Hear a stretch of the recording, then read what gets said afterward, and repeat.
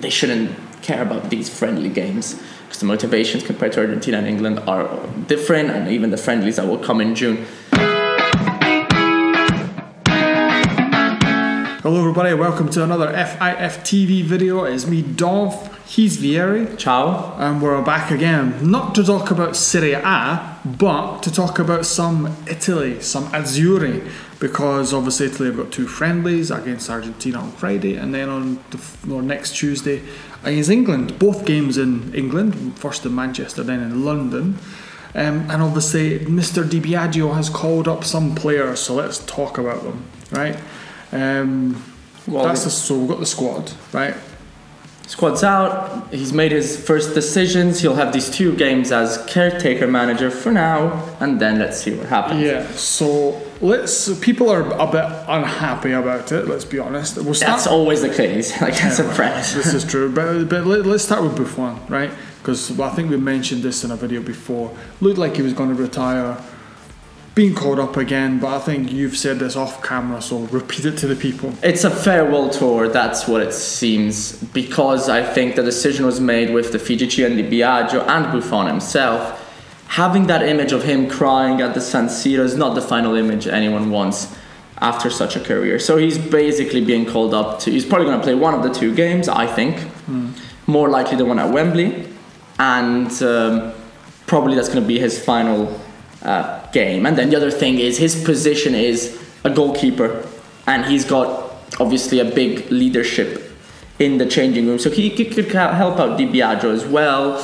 And as we said, being a goalkeeper, there's less to prove even for Donnarumma and Perin. We know that there's the Italian backup players are good enough. I think it's more a case of debating who should get a start on the field. Perin. I vote Perin. Get Perin in. And yeah, exactly. So there you go. So Buffon's just there. But there are other options, and we all know. So it's not like we need to test them.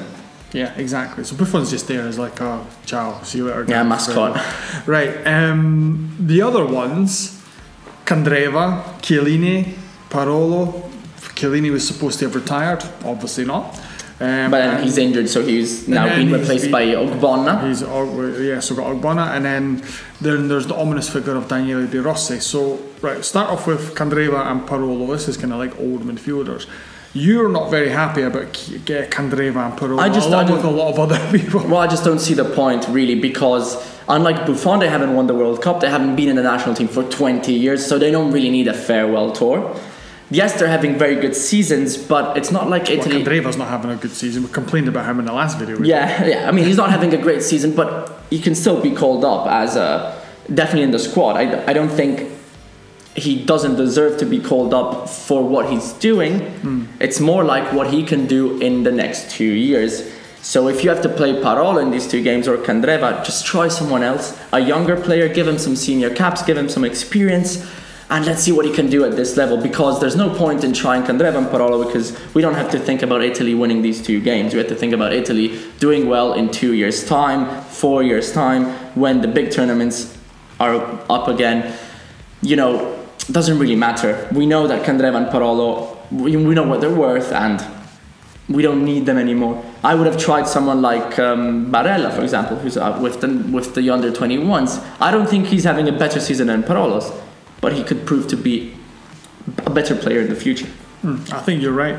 And then this kind of all ties in with Di Biagio saying that he would have called up Daniele De Rossi. Yeah. Which I think in similar... I don't understand. It's like similar situation as Buffon. I wouldn't have called it either up, but I understand why, changing room, and De Rossi also having that kind of farewell tour. But, I think these aren't... The real problem is we need to see new faces, because... But is the problem that these new faces aren't good enough, talent-wise? That Di Biagio is looking at De Rossi and thinking, I'm going to play De Rossi because De Rossi is fantastic. We have to say something. Obviously, Conti, Calabria, Bernardeschi, Romagnoli would have definitely been in the squad, and they're not because they're injured. So that's why you see faces like perhaps Candreva, maybe Bernardeschi would have been called up instead of him, or even Ogbonna, who's replacing Chiellini. And obviously, it's not like Ogbonna's having a great season, and he's not even a youngster anymore. But he was a youngster till he was about 26, I remember. Yeah, good young player, he's 26. Despite this premise, I think the thing is, even if I don't think, you know, Mandragora or Murgia, some of the ones that are called up in the under 21 that have got some, you know, experience in Serie A, I don't think they'll ever be like Pirlo. But they could become Parolo level within 2-3 years, but they have to get those senior caps.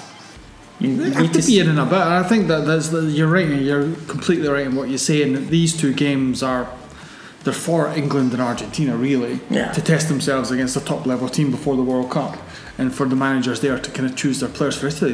Who cares? Literally, like, these two games are rubbish. It's nice to see, oh yeah, Azzurri, blah blah blah, but literally these two games are who cares. Absolutely, it's just a matter of seeing how Di Biagio manages it to see if he can get then a job when it comes to September and when things get serious again. And in a way, it's trying to forget what happened in November, which is why I'll never forget. I wouldn't have minded seeing Balotelli in it again. Well, this is another one. People are complaining the likes of Belotti's in. Belotti's been rubbish, more or less the whole season. Yeah, scored at the weekend, but yeah, but generally he's been pretty crap. Whereas Balotelli's been playing well at Nice for a good couple of years now.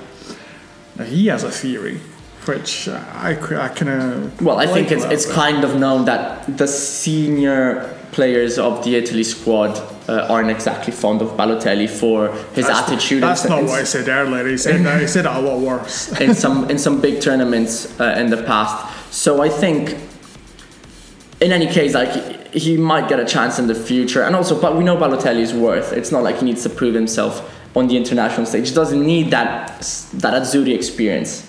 So in a different way to, let's bring in Barella because he's never played at that level. Balotelli's won a Champions League. Balotelli's played at a World Cup. He's got that experience. We know what he's worth. It doesn't matter too much. So you can basically bring him in if you need to bring him in, and it doesn't matter regardless. If the attitude's the correct one, he'll deliver. You know, if not, he's out. Someone who I think has been on an international level a few times, but has never really delivered is Giovinco. So this is another one. Like, some of the North American followers of the Twitter account and the podcast were saying, why is Giovinco not in? And quite frankly, Giovinco's rubbish.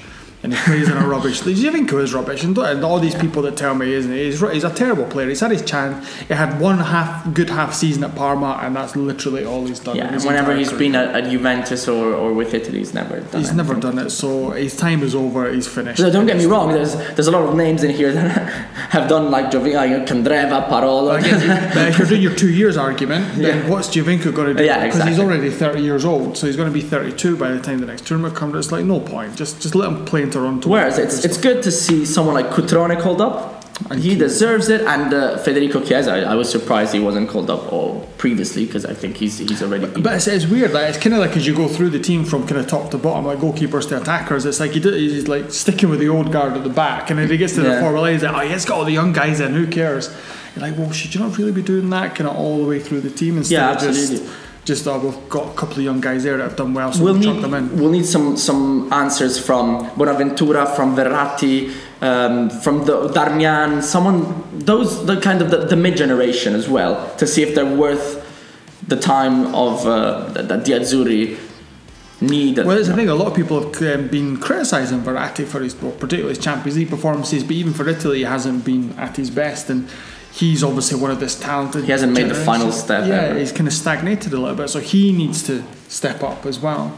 If he's going to become, I assume he's going to become an Italy regular from now on. But I think Insigne needs to, Immobile, all the ones who aren't. It's not Insigne's fault. Insigne's been. He's not. He hasn't played. But I think the point is, we know what the old guard are worth, but they won't be able to be on this level in 2 years' time. So we don't need to see them. We need to try the youngsters, and then we need some answers from the mid-generation who obviously have had some experience, but is it worth still counting on them for the time being, for the future? No, you're right, Vieri. But right, let's move on from the players then, and let's look at the coach, because obviously Di Biagio's come in for a bit of criticism for the squad. Some people aren't convinced by it, and some people kind of think that, like, what's the point? I mean, like, nobody wants Di Biagio as coach, so What do you think that couple of wins in these two games, a couple more wins in June, and then Di Biagio's essentially said, well, look at all the results, I should be the coach? I think the federal commissioner and his councillors will judge him on what he's done in the under-21, and they shouldn't care about these friendly games because the motivations compared to Argentina and England are different, and even the friendlies that will come in June. I think the decision has to be made whether or not, despite what their judgment is on what he's done, negative or positive, we're not here to make that judgment because we're not the federal commissioner. They have to decide whether or not they've got the cash and they've got the will to go for an actual coach or to go for a federal coach. So, it's the names we've seen, Conte, Mancini, Ancelotti, or stick to Di Biagio. If it's a federal coach, which has brought some results to Italy in the past, then it is Di Biagio. If not, you go for one of the big names. The problem with the big names is how much it costs. And getting them to come in convincingly, Conte still has a whole season contract at Chelsea. Conte's not going to come back. So all these people that just, examples he's not going to come. Well, I'm just telling the people because everybody's like, get Conte. Conte's not coming back. Conte's done his time. Yeah, he's probably one of the most... I think the easiest one is... Ancelotti or Mancini. Ancelotti because he doesn't have a job right now, or Mancini because he's struggling at Zenit. And Mancini wants the job. So I think Di Biagio did not do a great job with the under-21. No. Compared to federal coaches in the past that got results with the under-21 and then just stepped up. And the other problem is when you've got a national team that lacks talent in the players, you need the talent on the bench. I think we saw that in Euro 2016. If you saw some of the players that Conte brought on, especially at the starting lineup against Germany in that quarterfinal, they were worse than the team that played Sweden. Yeah. In terms of individual talent, but then Conte makes that difference. So I would try and get a big name. Yeah, and Di Biagio's not going to make that difference. That's the difference. It doesn't seem like or it. Even I wouldn't even say a Mancini was the guy that would make a difference like that. I think that kind of difference is an Ancelotti. A top level coach makes that difference. Mancini doesn't make that difference. So there you go. The FIGC need to get their wallets out if they want top coach. They need to get their priorities. If not, we're going to have federal route. We're going to have probably some more mediocrity for a couple of years yet. Don't worry, we'll win the UEFA Nations League. I'll be fine. Right, everybody. So that's us pretty much finished there with the Azzurri. Let us know what you think about the squad, about Di Biagio as coach. Who would you want in as coach instead of him, if not him? Comments below. And obviously get on ForzaTimeFootball.com because there's lots of articles. We'll be at both games as well in England, so make sure you check out the social media accounts and stuff like that as well. So yeah, there's nothing else left for me to say apart from arrivederci.